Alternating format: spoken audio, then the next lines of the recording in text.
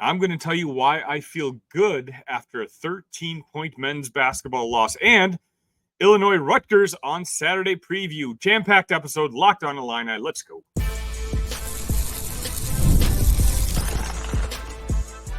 You are Locked On Illini, your daily podcast on the Illinois Fighting Illini. Part of the Locked On Podcast Network, your team every day. Welcome back to another episode of Locked On Illini Friday edition. We have sports everywhere to talk about. We can talk about the Wednesday night game against Alabama. Saturday, Illinois football plays against Rutgers. Friday night, Oregon State against the Illini women's basketball team. It's a fun time to be an Illini fan, and it's a fun time to stay tuned to Locked On Illini. Please make sure you hit that like button and subscribe button before we get started. As you guys know, I'm producing content every single day, and it's all for you. Please help out on my way to eventually reach my goal of hitting 2,000 by the end of the calendar year. Just remember, your support costs you guys nothing. Just a couple clicks, the like buttons and subscribe button. That is it. Today's episode is brought to you by FanDuel.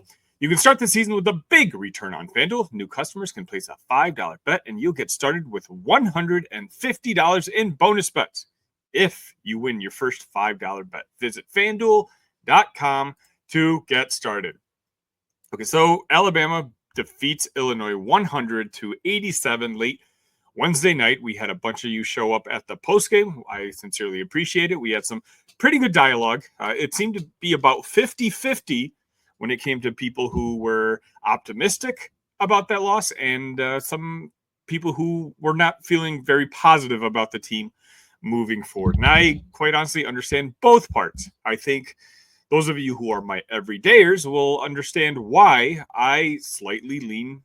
I wouldn't even say slightly. I am more so in the positive camp. Everything I talked about in that preview episode, everything that I wanted to see from Kasparas, from Kylan, even from Tomislav, I got to see on Wednesday night against an Alabama team who, let's remind ourselves, is coming off of a Final Four appearance. More than half of their starting lineup is made up of players that are in their fifth years of playing college basketball. It's a very experienced team. It's a very talented team. And, oh, by the way, they're led by one of the best coaches in the country. Oh, and I didn't even mention that the game was about an hour away from campus. So despite it technically being a neutral game, it was pretty much a home game for Alabama. And what happened? Alabama gets off to a very hot start. I believe they started 5 of their first 6. And it looked very early, and this is what I was silently worried about, that this was going to be a blowout of a basketball game. We were down at one point, I think, 18 points. And so at that point, I'm thinking, young team, this is kind of what I was worried about. I don't know if they're going to be able to overcome this. This could very well end up being a 25 or 30-point loss. And you know who agreed with me? In the postgame press conference, it was Brad Underwood. He kind of suspected the same thing could have happened. Once a young team like that goes down early, again, it feels like you get punched in the mouth immediately. I don't know how this team is going to react when that happens. And so Wednesday was kind of the first test to see how they were going to react when that first happened. And you know what? I know they lost. I know they lost by 13 points. I know they didn't cover the spread, which I think at tip-off was 8 points. But what I saw from that team, I'm very content with. As I said in the post game, I think if this game was played in January, this is a 50-50 game. It could have gone either way. We missed some key free throws. We made some great plays, but just, I mean, at one point, I think with 4 minutes left, we were down 11 points, and we were 12 of 22 from the field. From the free throw line. Now, if we made just 4 or 5 more free throws and just shot a normal average, you're talking about a 5-point game with 4 minutes left. Now, I don't understand this Underwood free throw team bugaboo. It seems like every single year we have a problem with the free throw line. So I guess I can't pin it completely on that. But this is a team that shot as I mentioned, missed almost half their free throws. Shot, I think, 34% from three-point land. And somehow they scored 87 points. Now, sure, giving up 100 is a problem. But again, if you've been paying attention to the show, Alabama is what Illinois wants to be. That's an offensive machine themselves. So sure, maybe they haven't shown up as much this year. But anyone who's seen what a Nate Oates type of basketball team looks like knows that you could have set that over-under at 199.5 points last night, and a lot of people would have taken the over. So it's not like just your average school scoring 100 points. Alabama, again, you should not give up 100 points. Don't get me wrong. That's not what I'm saying. But if there's a team that you're going to give up 100 points to, Alabama would be one of the teams that you would think, okay, maybe they're the ones to do it. But Illinois, despite their struggles, despite their inability to make clutch free throws, hung 87 points. On, again, I would consider an off night. Tell me if you agree or disagree. I think they didn't play to their potential. They hung 87 points against a team that went to the Final Four just last year in a quasi-home environment for them. I've talked about this out-of-conference schedule is going to be a tough one. One of the toughest in the entire country. But once Big Ten season rolls around, Illinois is going to know what it's like to feel like they've been punched in the face, to use that analogy I mentioned earlier. They'll know what it's like when all of a sudden the ball's tipped off, they looked up at the scoreboard, and immediately they're already down 14-4 in a tough, loud environment. There's other teams in the Big Ten Conference who are projected to be one of the 5 best teams in the country. I'm talking about the Hoosiers, who play a cupcake schedule, who play nobody. And Indiana's a team who I'm looking forward to see what happens in the Big Ten schedule, because it's annoying, right, as an Illinois fan, that I'm predicting that Indiana's probably going to be ranked the top team in the country in about a month or so. Only because everyone else in that top 5, take a look at their schedules and take a look at Indiana's schedules. There's a good chance that Indiana's going to be undefeated, whereas everyone else has a loss, but it's because everyone else is playing decent teams. Indiana isn't. Once that Big Ten season comes rolling around and Indiana has to play in more hostile environments against really talented basketball teams, we'll see how they react. Illinois, I'm not nearly as worried about. We will have gone through this gauntlet. And again, you can't say I'm being positive, because my everydayers here know I not only predicted us to lose Wednesday night, I had the final prediction as 95-78. So I predicted a 17-point loss. I guess I wasn't too far off. They ended up losing by 13, 100-87. But yeah, I can't be considered being a homer here, because just because I'm saying I think I'm looking forward to and being optimistic about that Big Ten season, I predicted us to lose Wednesday night, and I predict us to lose against Tennessee, against Duke, and against Arkansas. All our big marquee out-of-conference games, I actually predict us to go 0-4. And I'm telling you, if that were to happen, a lot of you guys, and I know this because I see it in my comments on these YouTube shows, I see it in my comments on Twitter, I see it on my comments on Blue Sky, IG, wherever I post. Illinois fans, we have that taste of the Elite Eight from last year. We're a passionate but fickle bunch. I do think even after Wednesday night, people were ready to jump ship. I think that's silly. I genuinely do. Keep in mind, guys, this is what? The 4th or 5th real game that this young group of players have played together. I mean, if you count the exhibition. And again, it was against an Alabama team that went to the Final Four last year. If we go over in some of our marquee out-of-conference games. I will be disappointed. Again, I don't want it to happen. I don't necessarily expect it to happen. It was my bold prediction because I can see it happening. But it's for the ultimate purpose. I would not change anything about Brad Underwood's strategy. And I don't think he's worried either. Again, if I remember, I'll link it in the description. But watch his post-game press conferences after each game this year. We haven't really worried him at all. Even in this loss against Alabama, he seemed very optimistic. Like he knows, remember, you're not watching this team every practice. I'm not watching this team at every single practice. It's the coaching staff that gets to watch these guys every single day in practice. They know what they have. And it really, to me, doesn't sound like Brad Underwood is the least bit concerned. And sure, maybe the panic meter goes up a little bit when you talk about the other teams on the schedule. Alabama's probably the toughest game of the year. Maybe Duke in February at Madison Square Garden. But Alabama, despite the loss to Purdue, and again, don't compare. This is not apples to apples. Alabama couldn't hit a shot, and they just also happen to be playing at Purdue, at Mackey, which we all know is a top 5 toughest place to play in college basketball today. But if Brad Underwood understands that this team needs to grow every single day, I think a lot of people are recognizing it.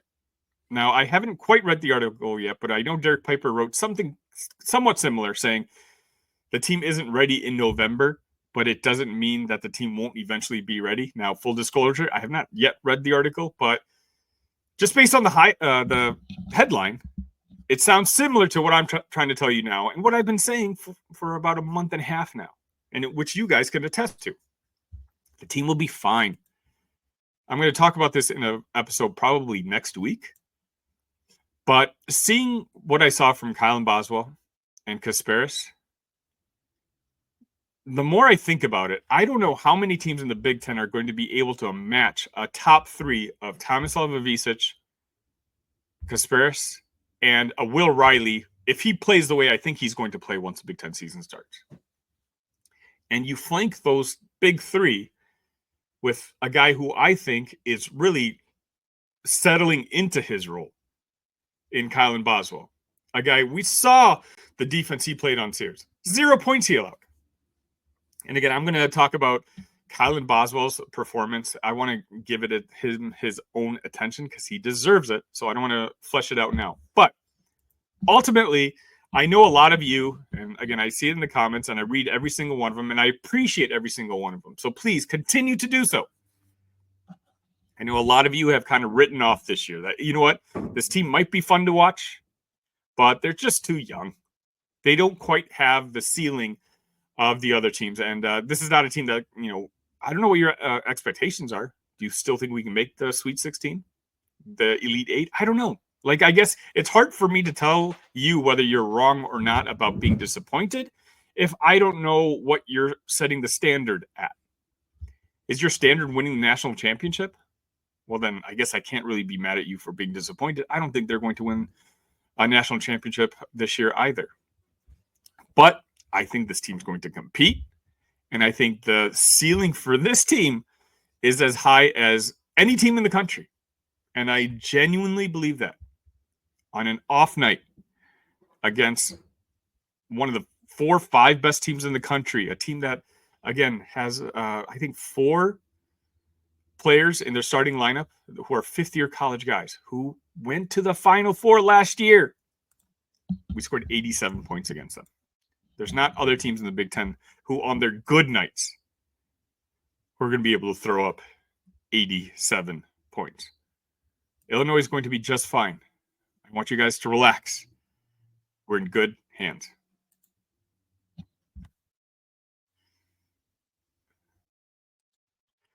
PrizePicks is the best place to get real money sports action with over 10 million members and billions of dollars in award winnings.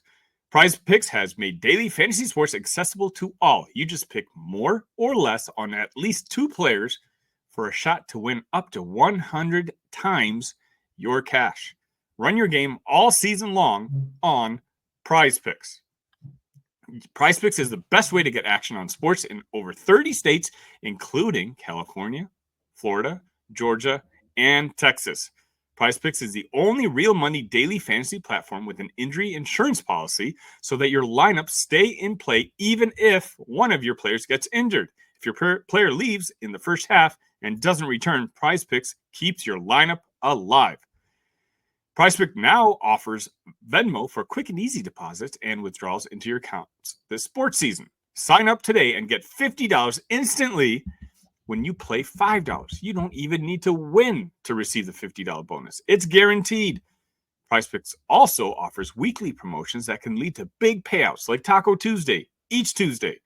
Prize Picks discounts select player projections up to 25% to provide even more value for your lineups. Download the app today and use code LOCKEDONCollege to get $50 instantly after you play your first $5 lineup. Prize Pick runs your game.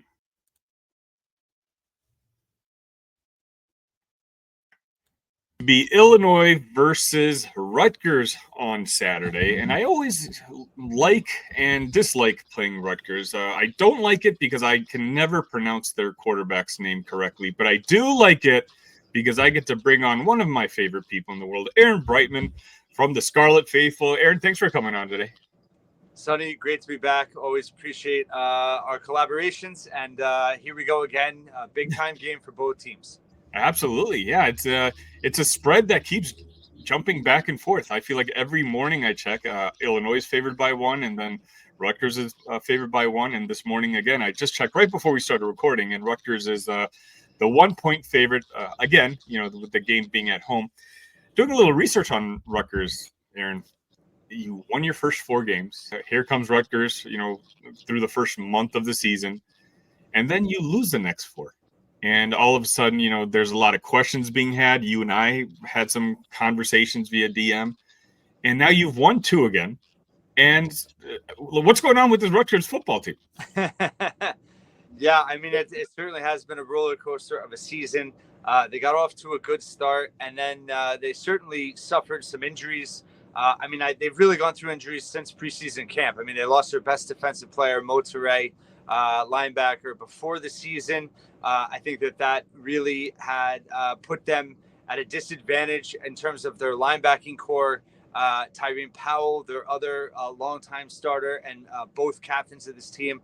Powell had coming off of 2 significant injuries, and then has been playing off and on with some injuries this year as well. So for a time, Rutgers was without both linebackers, and they had a lot of inexperience in the middle of their defense. And just in terms of tackling, in terms of being able to be in the right spots on the field, positioning, as you know, linebackers kind of the quarterbacks of the defense, just communication-wise, they were completely out of sorts. And then as guys started getting hurt, they were overcompensating, asking guys to kind of play different roles, overcompensate for some younger players.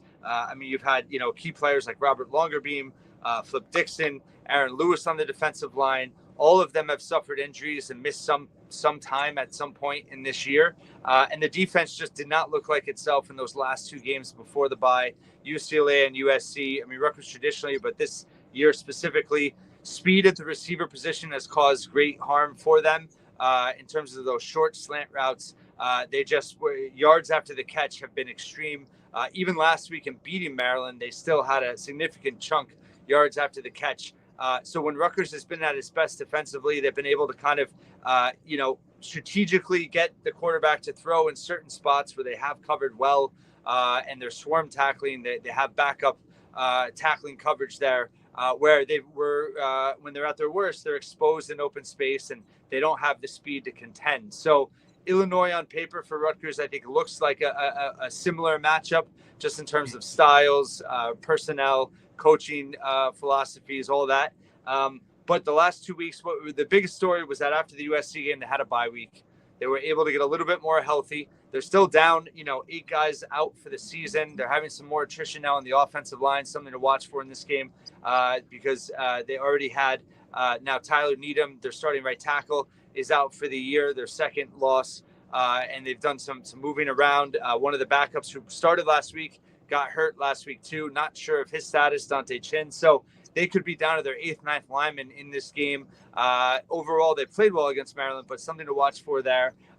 So I think for Rutgers, playing Minnesota, that's, again, a similar style team. And the defense was able to come up big with some stops and some turnovers late in that game. And the Rutgers offense, I think that's been the biggest story in the turnaround, is they now have a dynamic they haven't had in a long time, and that's being able to throw the ball downfield. Ethan Kaliakmanis has really stepped up really over the last month. But these last 2 games in particular, he's been a lot more accurate. They've been a lot more aggressive in their play calling, and Rutgers really has a young receiving core now that's emerging, and bigger receivers, sophomore Ian Strong, true freshman KJ Duff. These are guys that are stretching the field. Demir Miller's another guy that's just all over the place in terms of they can line him up in several different ways. And Rutgers is converting big pass plays. And then that's just opening the door for Kyle Monungai, who did miss that Minnesota game, looked a lot more like himself against Maryland. Again, another 1,000-yard season for him. But Rutgers has been very different this year in how they win and close games versus last year. So that's been interesting to see. But I think just mentality-wise, getting a little bit healthier, and also just reassessing both sides of the ball in that bye week has been essential to their turnaround. And obviously this is huge for them on senior day. A lot of dragons they can slay with this game. They've never won 4 Big Ten games before. They've never had a winning record in Big Ten play. So this would allow them to have that opportunity the following week. They have the longest drought in FBS in terms of beating a ranked opponent, 15 years, 40 straight losses. So there's a lot riding on this game, and it's appropriate for this group, this senior class that has resurrected the program, back-to-back bowl games now. And, they had high expectations for this year. They've fallen short, but this is a second chance. If they can win this game and then win out at Michigan State, they're going to clear that bar of making real progress for this program. And for Greg Schiano 2.0, this is important. This is important to not faceplant this year. And they were in danger of doing that by not making a bowl. So they were able to recover. But I think still 6-6 would be a disappointment for the fan base and for the program. So this is a huge game in so many ways, not just the Big East standings. And it's going to be very interesting to see. I expect a very close, hard-fought game, as always, between these programs. Yeah, absolutely. I can totally understand the idea when you have a significant portion of your roster injured or hurt. We're not Ohio State. We're not Michigan, where we're just replacing these guys with other 4 stars. Programs like Illinois, like Rutgers, when you get to your 3rd, 4th, 5th string, you're really talking about guys who are really on the roster just for developmental purposes, for the idea that they can help maybe 2 seasons from now. So the fact that, you guys are still, above water at this point, has been quite impressive. And before we, talk about some of the individual playmakers on Rutgers, I did want to ask you your thoughts on Schiano overall, as you mentioned, the 2.0 version. Obviously, the greatest coach in Rutgers history. One of the best coaches we've had in a very long time in the college football world. But you said 6-6 would be somewhat of a disappointment. What's the temperature like around the feelings of folks with Greg Schiano? Well, I think the concern that happened was when the injuries started piling up. It's not necessarily unique. They were playing teams, Wisconsin, they were playing UCLA. They had significant injuries as well, and they were running the floor. Wisconsin just bludgeoned Rutgers, and that really created some, urgency just in terms of, wait, something's seriously wrong here. And then UCLA, who I do think is better than their record and played a really tough schedule, and Rutgers almost came back and won that game. But it was very clear that from a talent perspective, Rutgers was not there. And I think that the alarming part was the development piece, right? You're totally correct. They don't have the type of depth that those bigger blue bloods have. But I think the concerning part was it didn't even seem like we had it too deep. It seemed like there was a 1 deep. And then once the starter was out, the backup behind there was not ready. And I think that was the biggest thing, because Schiano had talked about the pipeline. Recruiting's been better. It was his 5th season. You expected to have, there's over 40 seniors on this team. You expected the depth behind the starters to be better than it was initially. And I think that's where the big concerns came. Schiano got a little defiant with the fans. He said, call your shot now after that loss to UCLA. This could have gone a lot of different ways. So I think obviously they've recovered somewhat, but I do think they need more. I don't think finishing the season just by making a bowl, they need some type of forward progress they can point to this year. I think for it to benefit recruiting in the future, to benefit hope, because let's be honest, they're going to lose a lot this year going into next year. They had as favorable of a schedule in the Big Ten that you can have this year. And I think that's a big part of why expectations have been so high. For the first time ever, we don't have Michigan State, Penn State, Ohio State on the schedule. There's no Iowa. There's no Oregon. So Rutgers had probably the most, there's no easy schedule in the Big Ten, but it was about as favorable as you're ever going to have. So when you're looking at next year's roster, all that they're going to have to replace with the much harder schedule they're going to have, it's going to be a development year, most likely. Again, NIL is a big piece of this, and Rutgers is not, like Illinois, probably in a somewhat similar situation there.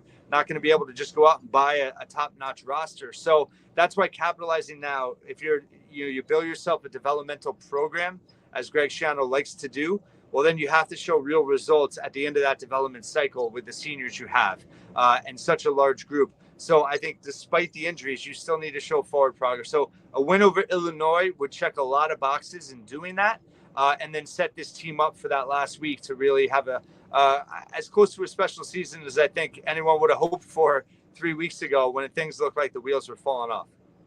Okay, so let's talk about what it would take for Rutgers to beat Illinois. What's the game plan? What's the game script that Rutgers needs to run to come out of this game with the victory? Well, I think, they've been really good in controlling the clock. I think, they've done it differently, though, in terms of they've almost set up the run at times with the pass game. They've been able to throw downfield. Demir Miller, who I mentioned before, they can line him up in the slot. They can line him up outside.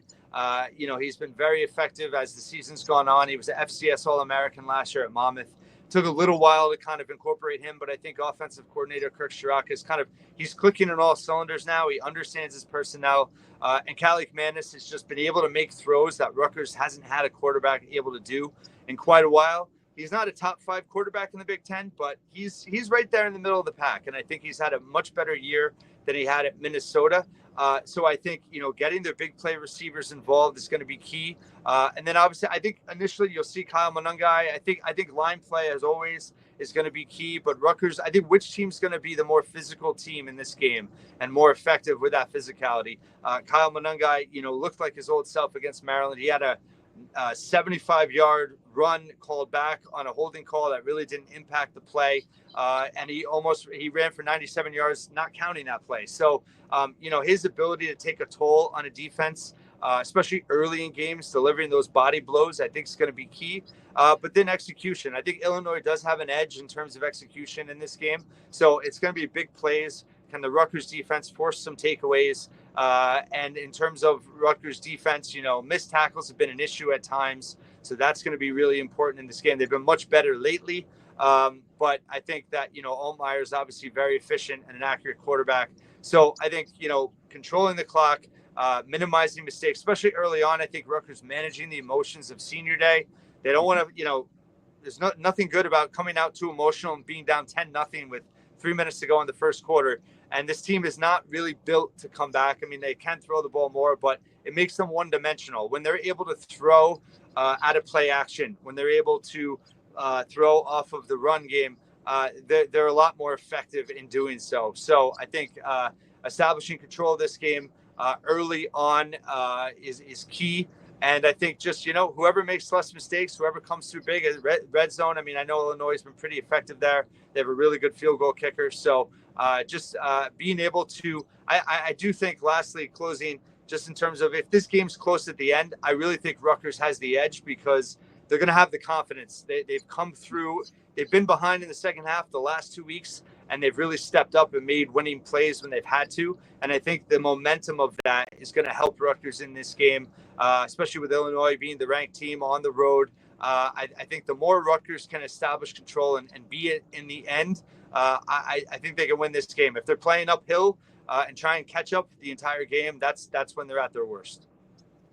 It really does look like you're talking about two teams that very much resemble each other in the state of where they are in their trajectory of, like, in the Big Ten and which tier they are in the Big Ten. And yeah, you can see it's echoed by the Las Vegas line. Again, the line keeps jumping from Rutgers being favorite to Illinois being favorite. And, if nothing else, I think we're going to see a really good game on Saturday. Aaron, thank you so much for joining us today. Can you let my listeners know where they can find your stuff?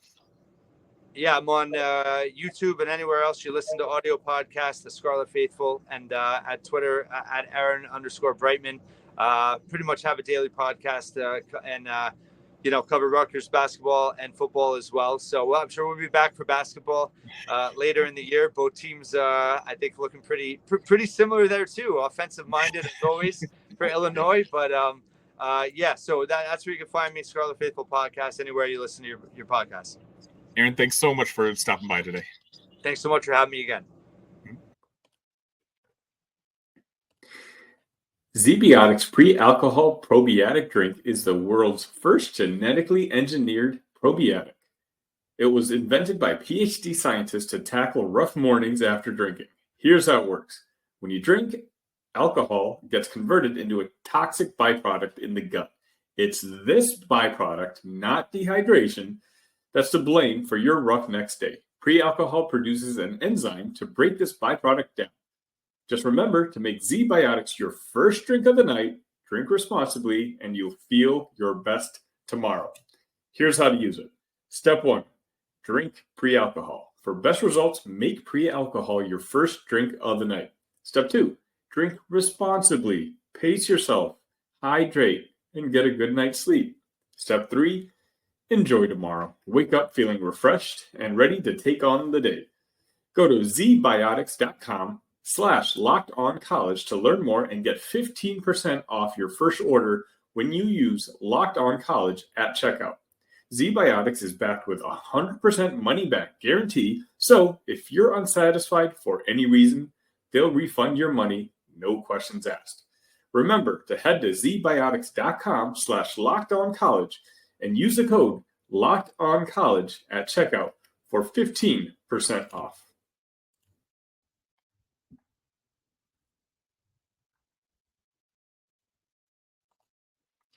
Get ready to tackle the NFL action with FanDuel, America's #1 sportsbook. Because right now, new customers can bet $5 and get $150 in bonus bets if you win. The FanDuel Sportsbook app gives you everything you need to place live bets on the NFL all in one place. So when you get a hunch in the middle of the game, you can check out the latest stats, view live play-by-play, and so much more on the same page where you place your bets. Just visit FanDuel.com to join today, and you'll get started with $150 in bonus bets if you win your first $5 bet. That's FanDuel.com. Never waste a hunch and make every moment more. FanDuel, an official sportsbook partner of the NFL.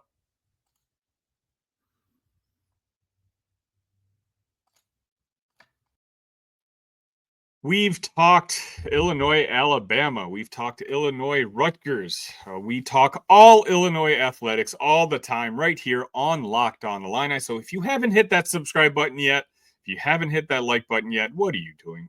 Help me on my goal to reach 2,000 subscribers by the end of the calendar year. Saturday is going to be a busy day. Me coming back home to Chicago, it doesn't matter. Looks like Illinois Rutgers is going to be on at 11 a.m. And guess what? I will have a post game on immediately after the game, so make sure you don't miss that. But not just that. Then at 3 p.m. Central, Illinois is going to be playing Maryland East Shore. And guess what? Yes, that's right. I'll be doing a post game report after that as well. That's going to be 2 post-game Illini reports on Saturday. So again, make sure you, even if you're already subscribed, make sure you hit that notification bell right up there as well, so you'll know immediately when I do go live. I appreciate all of your guys' support. It's been a fantastic week. It's nice that both basketball and football season have started, so it's just constant content for you guys, but it's easy to do because of the support you continue to show our community. Speaking of, if you don't mind, join the Discord. I love to have little conversations off the air with you folks, or just find me on your favorite social media. Just do a quick search for Locked On Illini and just know that it's me responding to those messages. Again, Saturday's going to be a packed one. I'll be here on Friday if there is any more breaking news. I did release a breaking news episode on Thursday evening. But regardless, you know where to find me, and I appreciate all of you. And until next time, ILL. Love you guys.